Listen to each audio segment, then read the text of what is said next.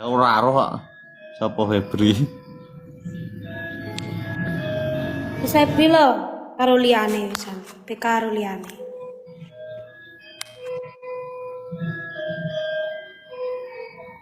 Gak dhewe bisa.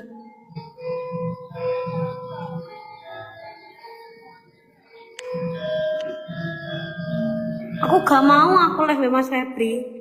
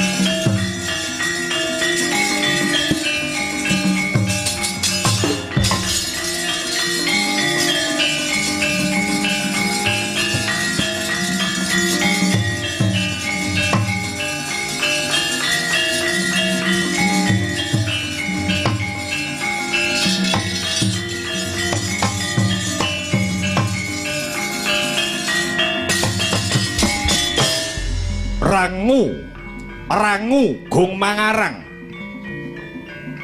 tiasira sebit arontang ranting ing driya temah tumlawung nenggih Sri Rama Wijaya seru menggalih murcanipun Dyah Ayu Dewi Rekyan Wara Sinta kang cinidra wani dening Prabu Dasamuka ya Sang Rahwana Raja yen cinandra kaya surya ingkang kataweng hima peteng dedet limengan jagate risang Rama Wijaya wis ndungkap sawarsa tegese setahun pinisah katresnanira kalian ingkang garwa Rekyan Wara Sinta puput pepuntoning tekad Sri Rama Wijaya hanganti wadya balawanara ing negara Guwa Kiskendha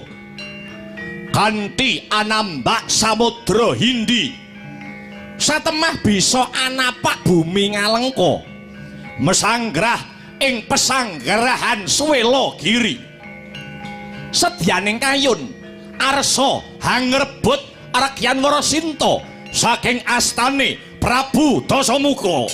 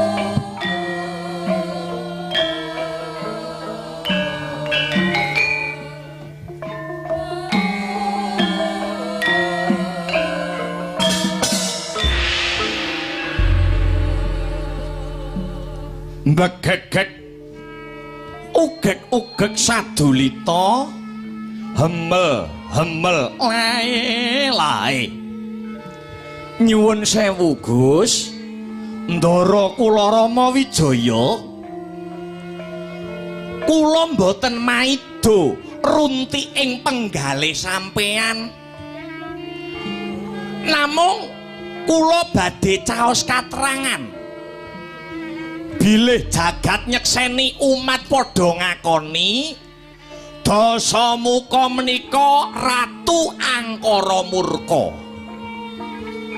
senengane tumindak nista sing ngombro-ombro ora gagas dosa sing baku keturutan apa sing dadi kekarepane niku pakeme Dasamuka malah kanthi lantaran lelakon menika Semar saged nggagapi bilih pangeran nuding sampeyan Sri Rama Wijaya minangka dutaning adil ingkang kedah angisas angkaraning bawana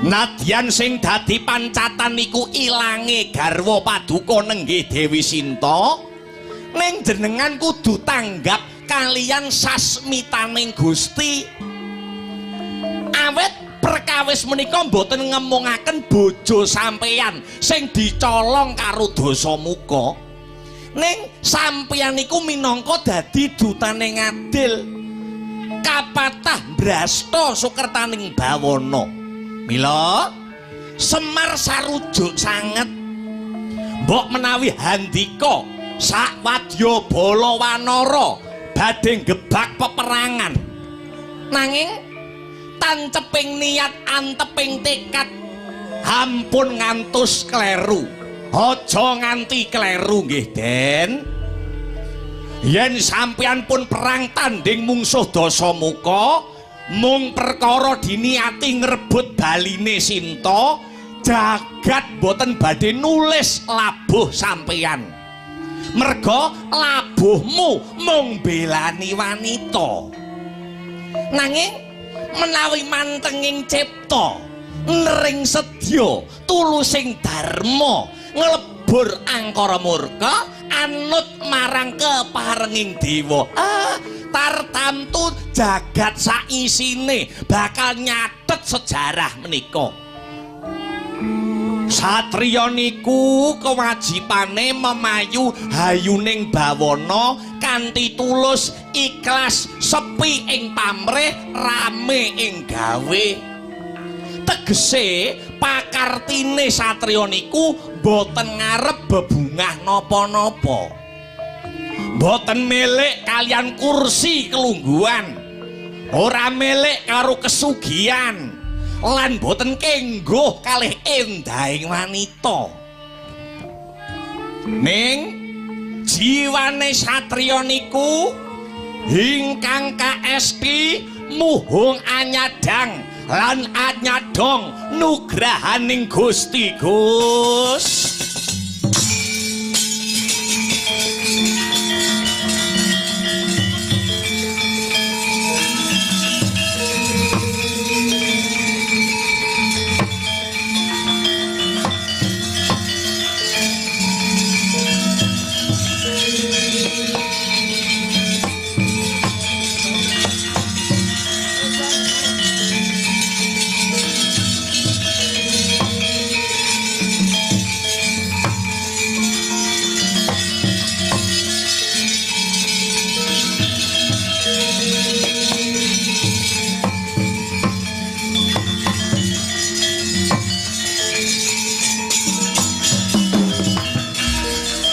Sinokarta mrih tartamtu tamtuning utama titi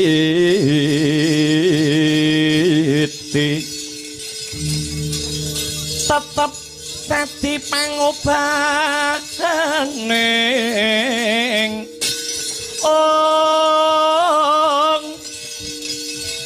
wadya tentreming ati tamtu kena tinulada tiasilir wulan dadari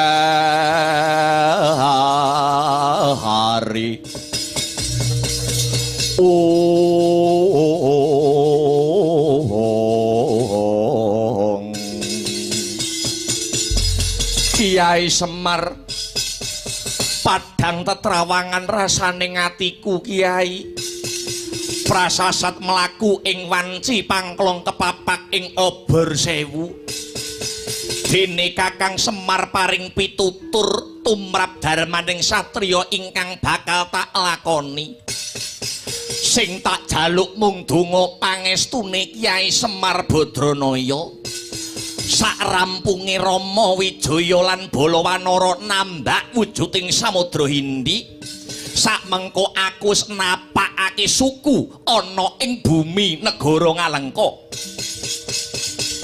tak jaluk panjurungmu Rama Wijaya bakal nyabrang getih peperangan mungsuh kelawan Dasamuka sak prajurite Kyai ha inggih Gus sampeyan nganggo tekad satriya tanah Jawa mugi-mugi kasembadan ingkang handika gayuh satemah saged rubuh angkaranipun Ratu Ngalengka Prabu Dasamuka ya Sang Rahwana-raja den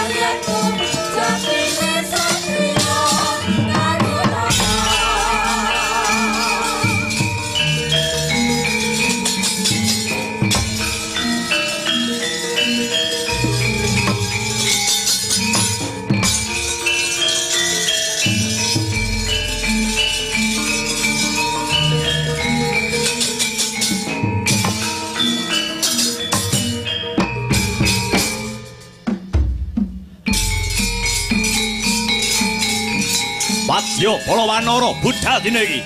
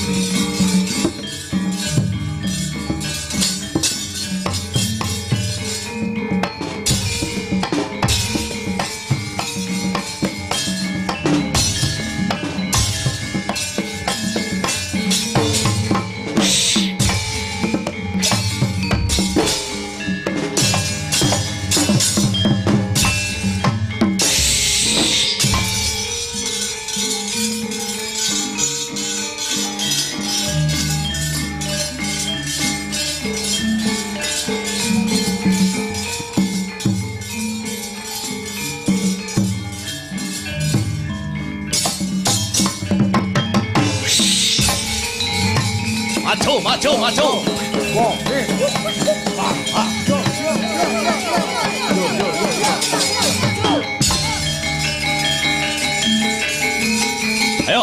Ayo. Maju.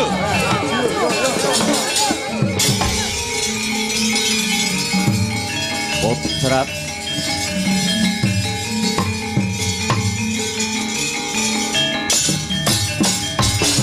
Hey! Hey! Hey! Hey!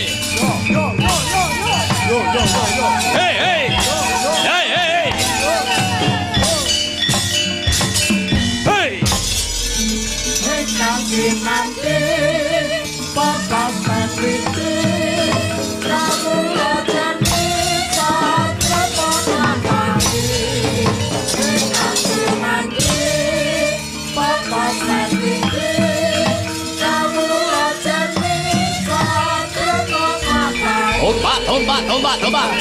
Hey! Oh! Hey!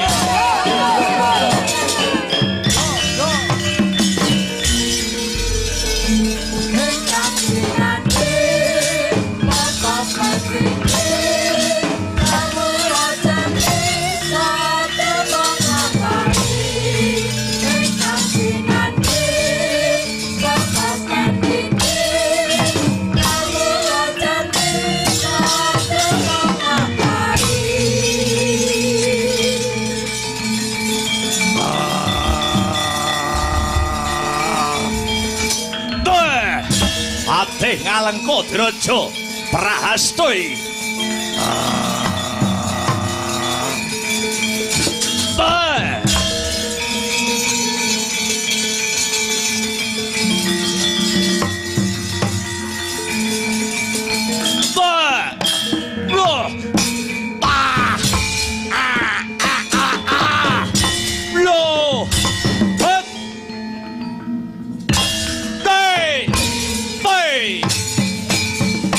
Oh,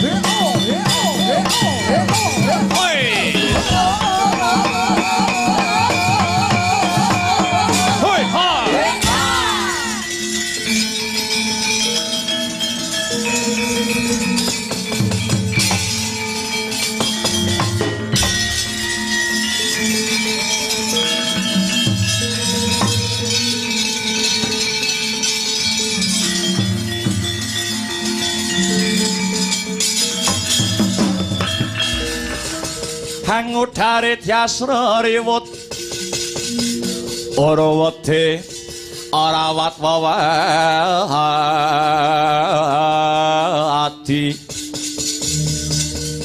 wedi lamun kauningan mring sang ambek ngumalati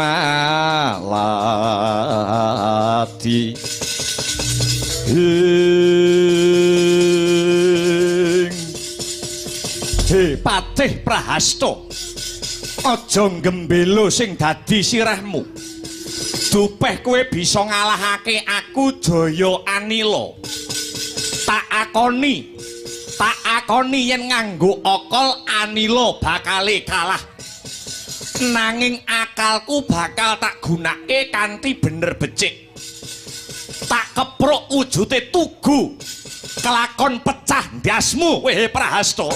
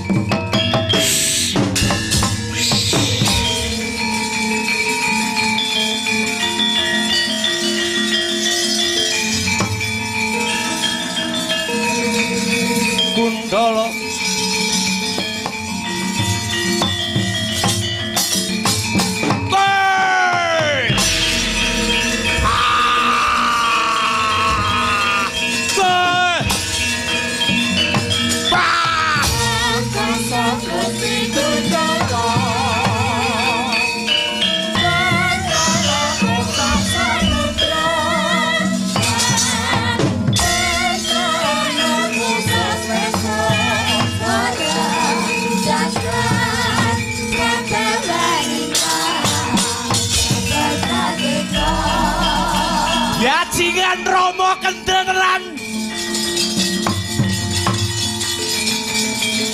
bah hei hei ah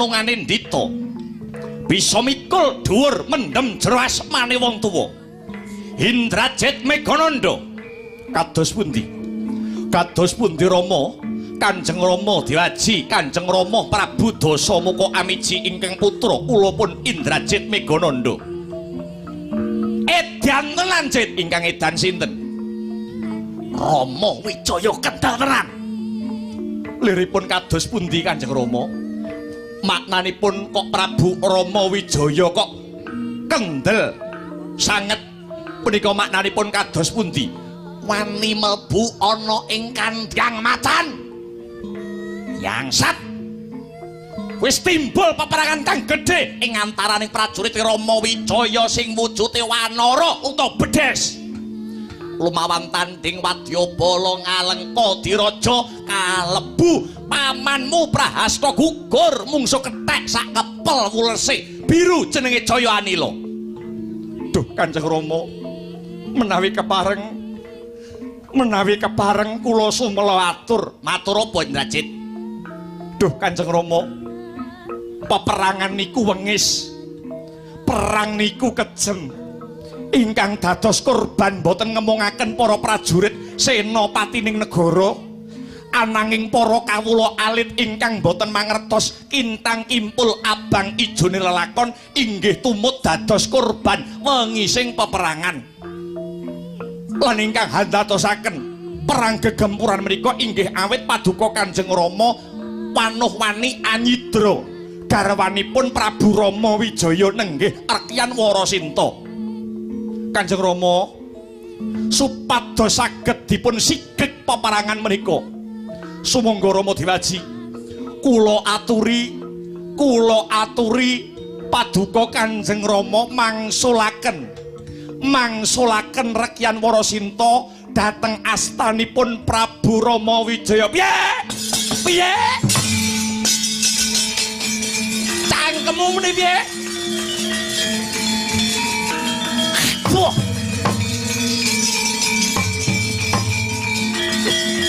iya tuh.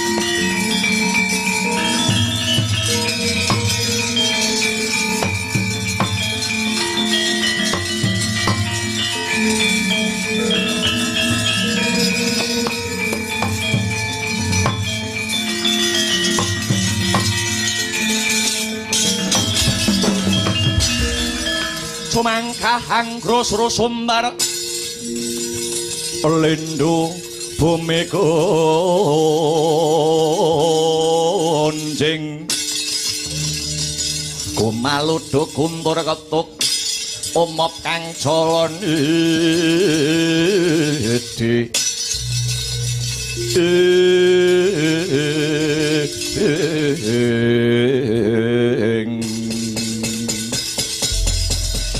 ana tetembungan yen wani aja wedi-wedi yen wedi aja wani-wani. Kowe ngerti apa ora karo tembung kuwi? Anggepmu apa kowe mulang karo bapakmu? Pinter kowe timbang Dasamuka. Iya. Yen pinter kowe sing dadi ratu diapurmu, ngerti ora kowe? Kowe bayi wingi sore mejang kaya dialang, nuturi kaya kiai. Ngaten Rama Dewaji awit wonten paribasan, ora sanggup paribasan. Kowe kari manut karo bapakmu. Apa butuhmu tak cukupi? Apa ora ngerti yen bapakmu ratu Berbudi Bawa-Leksana? Dasare Berbondo ya Berbandu. Berbondo sugih Raja Brana Berbandu sugih Wadyabala. Negara kiwa tengen wae do miris nyawang Dasamuka. Awit Dasamuka ratu sing dodeng samaladeng sekti mandra guna kena ing rotan kena ing pati merga gaduh aji Pancasunya.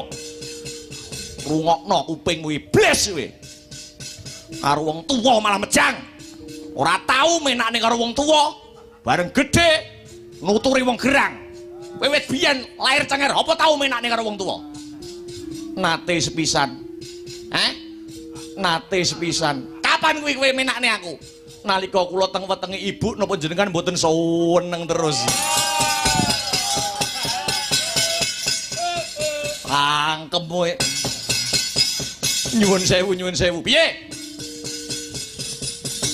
Rekyan Sinta niku nyuwun sewu lho nggih piye Rekyan Sinta niku umure sak anak jenengan tegesipun kacek umuripun menika tebih sanget kalian paduka Rama Prabu Dasamuka. Lho kowe ora ngerti apa piye wong tuwa kaya aku ngene iki nek entuk cah nom padha karo jamu, ngerti ora kowe?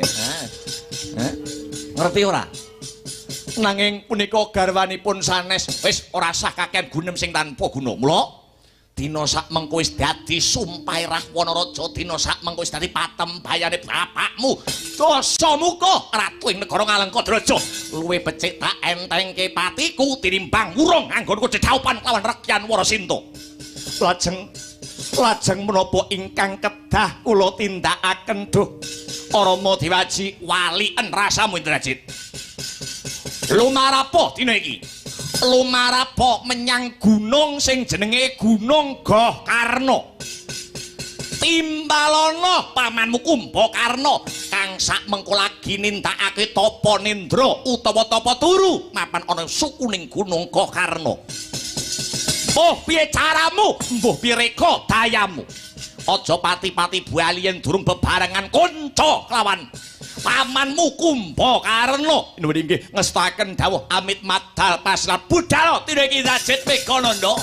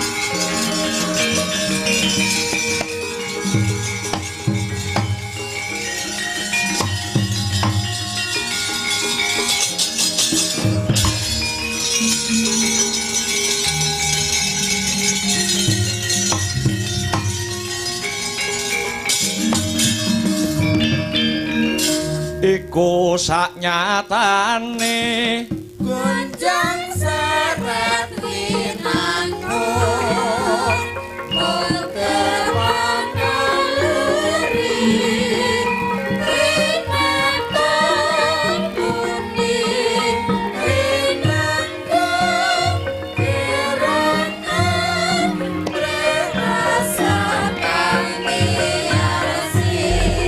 angin sasinenar dakwah tapi jalan suwe-suwe menuju krana bangkit maka kami romo sigra saya lega semakin keliling hujan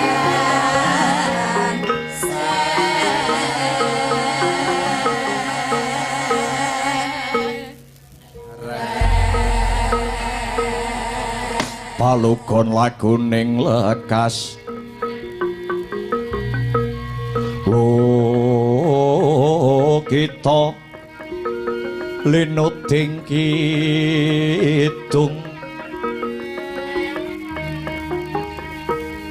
ong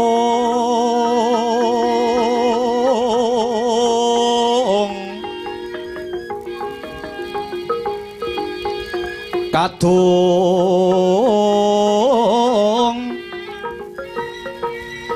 kadereng hamomong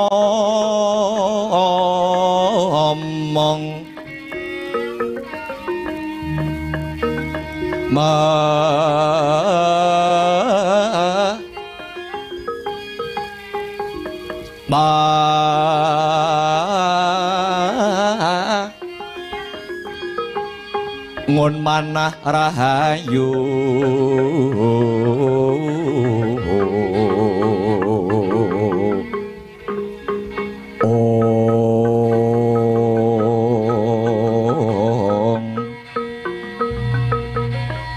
ayu wana tan agolong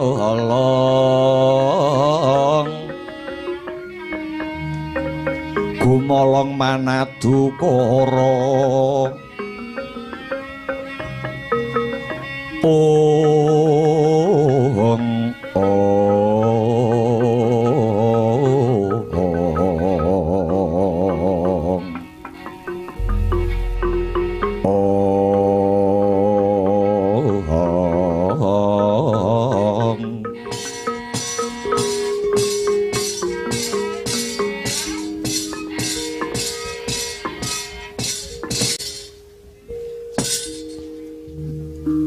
Paman nyuwun pangapunten ingkang ageng paman ripalenggahan sakmangke ingkang putra kula pun Indrajit Megananda ingkang lemah bengkah nyelo-nyelo sowan ngarsanipun paman Kumbakarna awit awrat nampi perintah saking Rama Prabu Dasamuka pimrih hanjugaraken paduka paman ingkang nembe tapa nindra paman kawuning ngono bilih dinten sakmangke sampun dumadi peperangan ingkang ageng ing antawisipun Wadyabala ing Alengka lumawan tanding wadyabalanipun Sri Rama Wijaya kathah kurban bebantening peperangan dinten sakmangke paduka paman Kumbakarna dipun aturi seba wonten ngarsanipun Kanjeng Rama Dewaji Prabu Dasamuka wonten ing Sitinggil negari Ngalengka paman kula aturi wungu saking nindra paman paman Kumbakarna kula aturi wungu paman paduka dipun timbali kalian Kanjeng Rama Prabu Dasamuka paman wungu paman paman kula aturi wungu paman paman Kumbakarna Paduka wungu saking Nendra Paduka dipun timbali kaliyan Kanjeng Rama. Paman. Wah, iki jane turu apa turu? Paman, kula aturi wungu, Paman. Permara reh manguswa umya ngambrang. Kadi karunaning kaswasih ring marga Hamalatgung. Risang Ganta Mastrat maca leng-leng lalu mangulati Surya mangrangsang wayah Surya mangrangsang wayah Umyus amara mayanto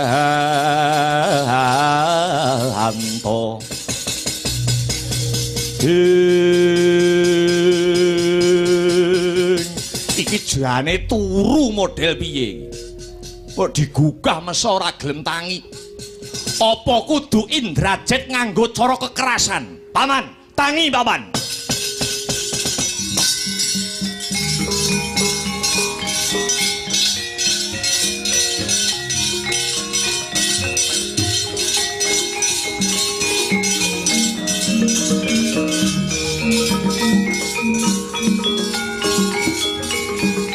Paman, tangi paman.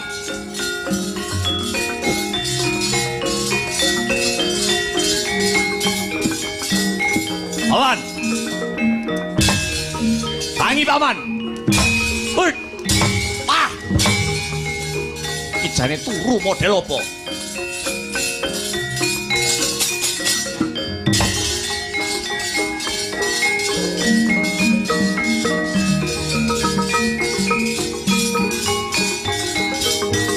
Paman Kumbakarna tangi paman.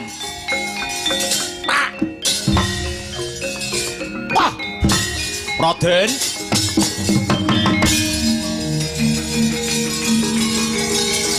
Wah.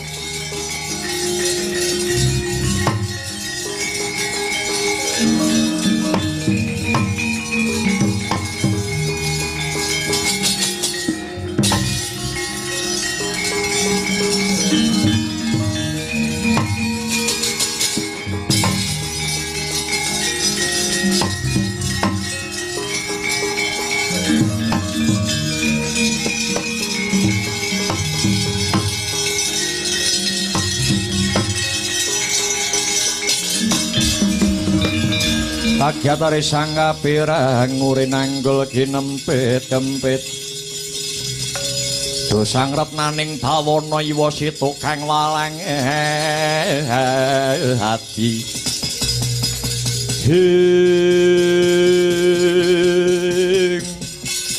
edan-edanan kok Indrajit nganti kaya kentek anaka anggone aku nggugah paman Kumbakarna aku kudu nganggo cara sing model kepiye ing atase tak gugah nganggo gaman nganggo sanjata parandene babar pisan ora ginawe rasa piye lung ah piye mbok ora ngerti aku mbok kowe iki melu usul aku ora tau usul kok kan pokoke kancane ngalor aku melu ngalor kancane ngidul melu ngidul rombongane mangkat melu mangkat pocokan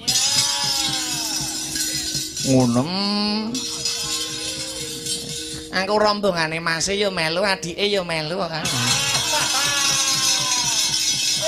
sing penting uang masuk ayo mbulang budaya yo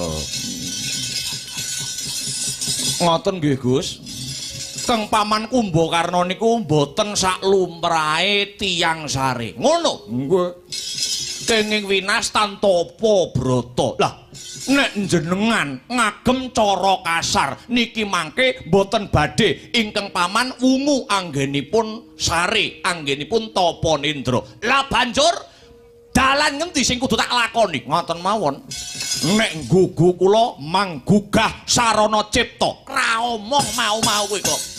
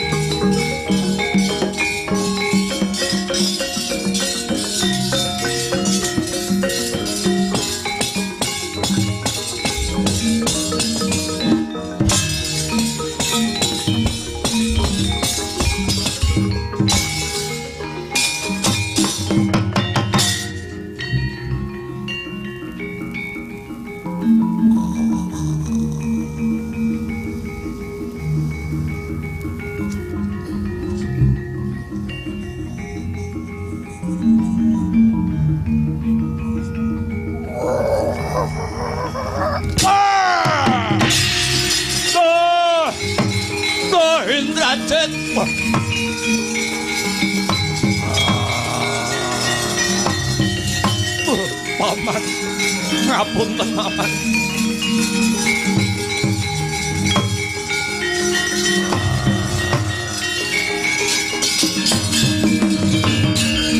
Putra Pandhawa tata gati wisaya ngendriyaksa sara maruta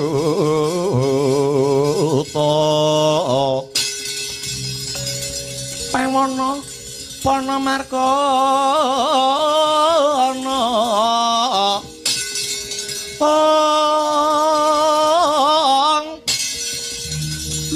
samirana lan warayang Pancabayu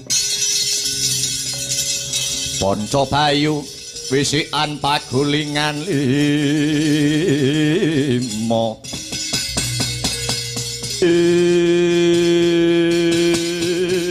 Polatalah ora nggraita jebul Indrajit sing gugah anggonku turu inggih saderengipun sembah sungkem kula katur paman panglebur gongso ya wis nak tampa waton ora selak karo batinmu kowe munggah ana gunung Gokarna nggugah anggonku turu mesti kowe dikongkon karo geranganmu aku wis suthik ketemu karo bapakmu nyuwun pangapunten paman kula namung sakdermi netepi jejibahan dipun utus kalian Kanjeng Rama supados ngaturi paman ing panglebur gongsa prapta ing pendhapi agung negari Ngalengka sakmangke perang Kudup Saripal Wagakara perang kethek musuh buta sampun kawiwitan paman tegese bapakmu isih kenceng anggone kepengin rabi karo Warasinta inggih paman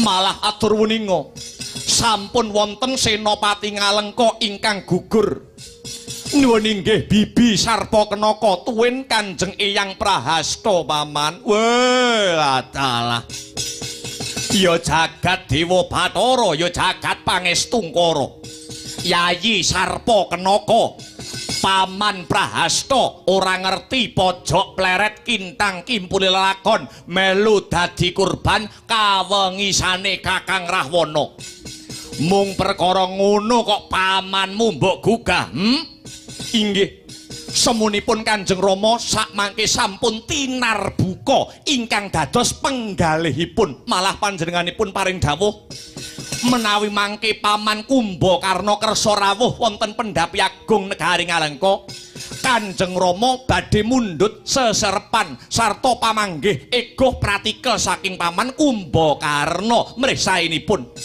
lan janjinipun Kanjeng Rama Prabu Dasamuka mangke sedaya dawuh pangandikanipun paman Kumbakarna mangke badhe dipun tampi paman apa kena tak gugu genemamu Indrajit inggih menawi kula goroh jangga kula ingkang dados leliru ya yen tak timbang-timbang iki isih ana wektu kanggo dandani bobroke Kakang Dasamuka yen pancen Kakang Rahwana Raja tinar buka kang dadi nalare weruh karo kautaman aku gelem sowan ana Sitinggil Ngalengka mula kang mangkono Jit ayo tutno lakune pamanmu ngadhep Koko Prabu Rahwana Raja barengi Sintrang Samirana muga-muga negara Ngalengka enggal antuk suluh sulak pewadang sumangga kula dherekaken Kanjeng Paman Dewaji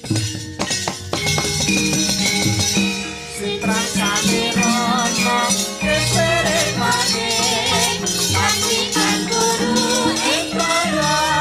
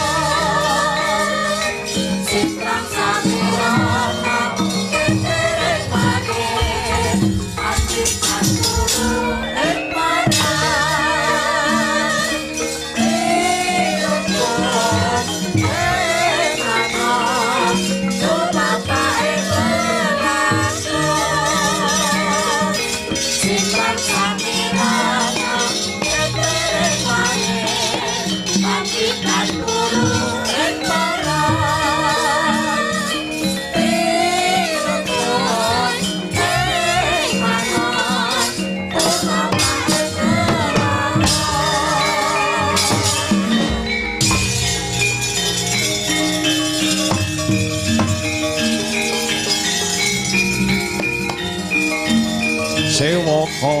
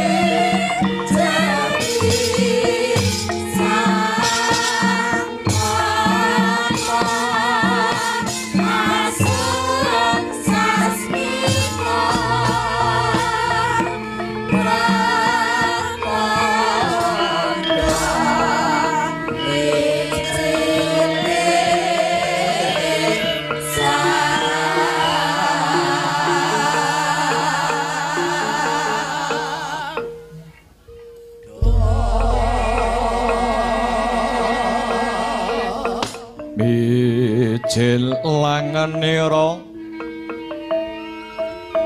sang nar pati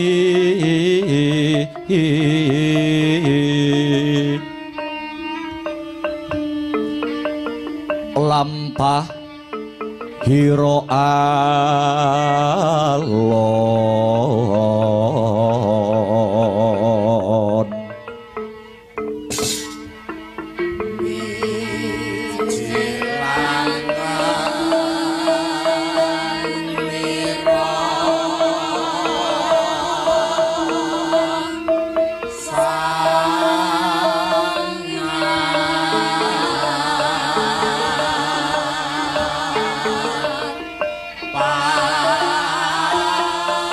Pati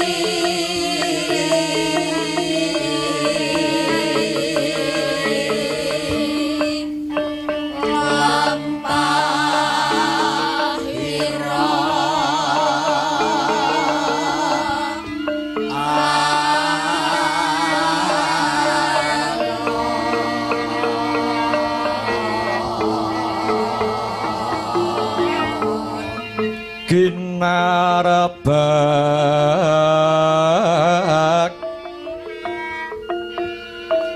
badaya yuwarna nira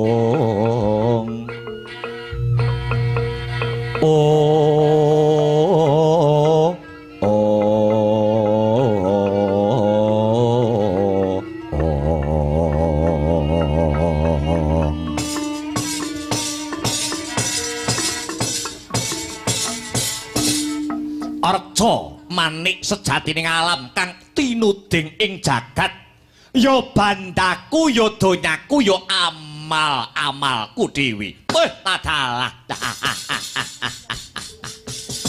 bareng pun kakang weruh prapane Yayi Panglebur Gangsa si Kumbakarna ngabyantara marang ngarepipun kakang bungah arasaning ati prasasat kejugrukan wukir sari kablabaran Samudra Madu Karna tak itung meh genep setahun anggonku ora ketemu kalawan Siadi ora sak pejagong kaya dina sak mengku nggonmu nglakoni tapa nendra tapa turu ana sukuning gunung Gokarna Kumbakarna padha becik sak tekane Yayi Kumbakarna ana ngabyantaranipun Kakang Yayi iya antuk pamujine Kakang Rahwana-raja Nirbaya nirsangsaya tekaku ora nyandung sambikala sawiji apa aku ngaturake bekti tandha pengaji-aji marang panjenenganmu Kakang Rahwana-raja. Yoh banget panarimanipun Kakang.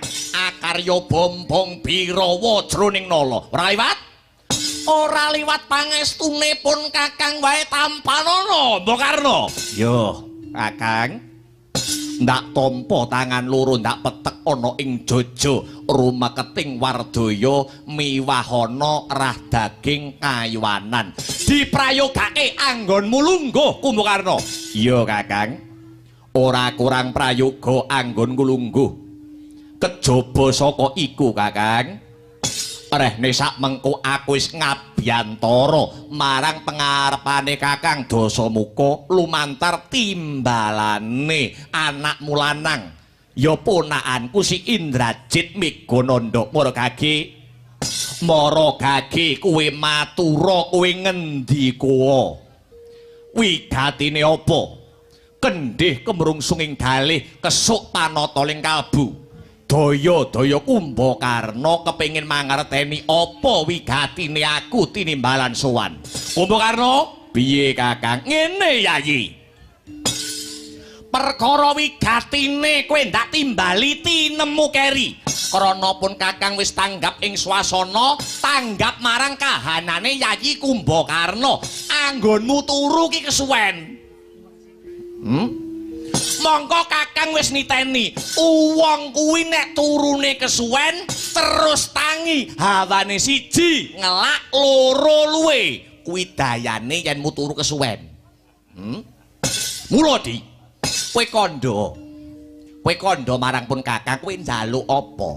Bakal tak sembadani. Apa kowe njaluk omben-omben sing ditekake saka njaba negara sing regane larang? Mengko tak turuti Mbok Karno. Mara gage kowe apa marang pun Kakang? Kowe pengen mangan apa? Iwak kebo? Apa kepengin iwak sapi? Iwak wedhus? Iwak pitik? Yen perlu ku Mbok Karno njaluk iwak kirik tak turuti. Ayo. Kondo tak sembadani Mbok Karno. Kakang piye? Yen ku srawung karo Kakang Dasamuka ki ora mung sedina rong dina. Tegese yen ku srawung karo panjenenganmu Kakang Rahwana Raja ki wiwit indil-indil nganti ondol-ondol. Wiwit jejabang nganti cerapang aku iki wis hafal Kakang. Watak wantu solah slagane Kakang Dasamuka. Saben nuruti kekarepane wong liya mesti gendong pamrih. Saben apa kekarepane wong liya kok uja kowe mesti duweni karep kang sinandi sing ora dingerteni kejaba mung kowe. Mula aku jaga-jaga Kakang. Aku jaga-jaga emoh kepuk tangan budi karo kowe. Aku emoh nampa wujude panganan lan omben-omben saka kowe yen durung genah perkarane, durung cetha wigatine aku tinimbalan sowan. Sing ndok karepke kepuk tangan budi iki piye Kumbakarna?